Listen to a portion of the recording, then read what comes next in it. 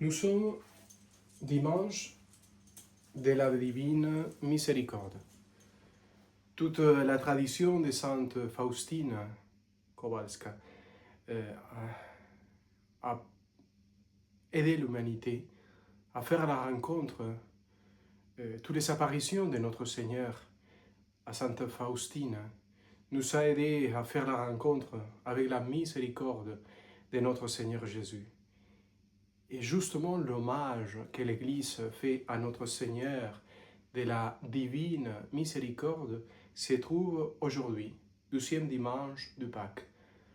Que la divine miséricorde de Dieu, plus que jamais, dans la situation qu'on vit actuellement, puisse recevoir tellement du monde, tellement qui sont vraiment éloignés par le péché, par l'angoisse, ou simplement on est éloigné de Dieu par la tradition, une tradition dans laquelle on devient des cultures dans un plutôt que laïcisme, athéisme très forte, qu'on puisse retourner, qu'on puisse faire la rencontre de notre Seigneur, qu'on puisse revenir à la source, que c'est vraiment le cœur de notre Seigneur, la miséricorde de notre Seigneur, la capacité pour pardonner et pour recevoir ceux qui se sont éloignés de Dieu. On a tous besoin d'être reçus de nouveau à la maison, comme les fils prodigues, qu'on revient tous à la source de la vie, que c'est l'existence de Dieu dans notre cœur, la rencontre avec lui. L'évangile d'aujourd'hui, Jean 20, 29. Thomas a vu le Seigneur. Et voilà. Jean 20. C'était après la mort de Jésus, le soir du premier jour de la semaine. Les disciples avaient verrouillé les portes du lieu où ils étaient, car ils avaient peur des Juifs. Jésus vint et il était là au milieu d'eux. Il leur dit, la paix soit avec vous. Après cette parole, il leur montra ses mains et son côté. Les disciples furent remplis de joie en voyant le Seigneur. Jésus leur dit de nouveau, la paix soit avec vous. De même que le Père m'a envoyé, moi aussi je vous envoie. Ayant ainsi parlé, il répandit sur eux son souffle et il leur dit, recevez l'Esprit Saint. Tout homme à qui vous remettrez ses péchés, ils seront remis. Tout homme à qui vous maintiendrez ses péchés, ils lui seront maintenus. Or, l'un des 12, Thomas, dont le nom signifie jumeau, n'était pas là avec eux quand Jésus était venu. Les autres disciples lui disent, nous avons vu le Seigneur, mais il leur déclara, si je ne vois pas dans ses mains la marque des clous, si je ne mets pas mon doigt à l'endroit des clous, si je ne mets pas la main dans son côté, non, je ne crois pas. 8 jours plus tard, les disciples se trouvaient de nouveau dans la maison. Thomas était avec eux. Jésus vient alors que les portes étaient fermées et il était là, au milieu d'eux. Il dit, la paix soit avec vous. Puis il dit à Thomas, avance ton doigt ici et vois mes mains. Avance ta main et mets-la dans mon côté. Cesse d'être incrédule, sois croyant. Thomas lui dit alors, mon Seigneur et mon Dieu. Jésus lui dit, parce que tu m'as vu, tu crois. Heureux ceux qui croient sans avoir vu.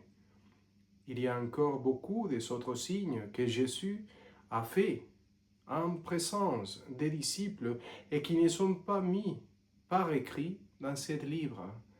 Mais ceux-là y ont été mis afin que vous croyiez que Jésus est le Messie, le Fils de Dieu, et enfin que par votre foi, vous ayez la vie en son nom. Acclamons la parole de Dieu. Louange à toi, Seigneur Jésus. La foi, le fait de croire sans avoir vu. Moi, je comprends un peu la situation de Thomas et je suis d'accord. Il faut le toucher, il faut l'expérimenter, il faut le voir. Quand je vois les doigts de Thomas qui rentrent dans les blessures, la main de Thomas qui rentre dans son côté, le côté de Jésus, je dis Amen. Je vais faire la même chose. Il faut prier pour nos frères qui vont commencer les chapitres provinciaux. Il faut bien prier pour eux, pour que l'Esprit Saint soit présent, que la présence de l'Esprit Saint aide notre province, ici, à Paris. Alors, la foi, la confiance, c'est vraiment le fait de... C'est un résultat, c'est une réponse à une initiative de Dieu dans laquelle lui-même nous a montré son visage. Mais vous direz, mais oui, mais il va dire à la fin, heureux ceux qui croient sans avoir vu. Ouais. Donc, vous voyez la situation, les contrastes, la situation. Combien de fois on croit au Christ, en Dieu, et on ne l'a pas vu? Combien de fois on est dans la prière, dans l'oraison, et on n'expérimente rien. On voit rien, on ne se sent pas touché, on ne se sent pas aimé. Il y a un silence total, même de la part de Dieu, et quelquefois même de la part de nous. C'est-à-dire, on n'a pas d'émotion. Et c'est normal. Une grande partie de notre vie dans la prière, dans l'oraison, c'est silence. Et c'est pas grave, c'est normal. Donc, heureux ceux qui croient sans avoir vu. Ouais. Mais aussi heureux quand Dieu fait d'une manière très délicate, très belle, de nous dire, oh, me voici, je suis là. C'est magnifique, c'est extraordinaire. Et il faut se permettre aussi l'expérience de voir Dieu, d'expérimenter Dieu, d'expérimenter qu'il me touche mon cœur et que je peux rentrer dans ces blessures. Il y a des moments exprès que Dieu même veut se laisser voir. Jésus veut se laisser expérimenter. Donc, soit qu'on est dans la nuit et on croit quand même, et il est là, soit que lui, avec une délicatesse, nous montre son visage. Mais surtout, aujourd'hui, on proclame la divine miséricorde de notre Seigneur. Il faut lui dire, même si je le vois, même si je ne le vois pas, même si je l'expérimente, même si j'expérimente rien, il faut lui dire, mais voici, je crois à ta divine miséricorde. Je crois que tu es capable de me pardonner. Je crois que tu es capable de me faire sortir de mon propre péché et de me mettre dans tes bras pour me ressusciter, pour me transformer. Je crois que tu es capable de faire cela avec moi, mais surtout avec toute l'humanité et surtout avec ceux qui se sont éloignés de toi. Fais revenir, Seigneur, fais revenir à ceux qui, dans un totalitarisme terrible, sont en train de détruire ses propres frères. Fais la conversion vers toi, Jésus, de tous les gens qui ont oublié ton nom, qui ont oublié Dieu et qui se laissent prendre par la violence.